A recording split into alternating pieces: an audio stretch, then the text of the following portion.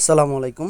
বৈঠেখালী যুব সমাজের উদ্যোগে মরহুম জাহাঙ্গীর মোল্লা স্মৃতি ফুটবল টুর্নামেন্টের ফাইনাল ম্যাচে অংশগ্রহণ করে কোমরপুর একাদশ বনাম হারোকান্দি স্পোর্টিং ক্লাব একাদশ। খেলাটি সরাসরি লাইভ করছে এবং আপনারা দেখতে পাচ্ছেন এবং খেলাটার উদ্বোধন চলছে এবং সর্বশেষ স্পোর্টিং ক্লাব কোমরপুর একাদশ মানুষ তার প্রতি যে সম্মান ও শ্রদ্ধা জানিয়েছে, আমার ব্যক্তিগত পক্ষ থেকে, আমাদের পরিবারের পক্ষ থেকে আন্তরিক ধন্যবাদ এবং কৃতজ্ঞতা জানাই। খেলার সর্বশেষ ফলাফল: কোমরপুর একাদশ 1-0 গোলে জয়লাভ করে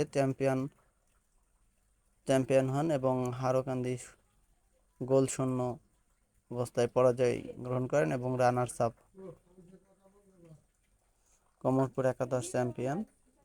এবং খেলার সর্বশেষ সকলকে ধন্যবাদ। ভিডিওটি ভালো লাগলে বেশি বেশি লাইক এবং শেয়ার করবেন।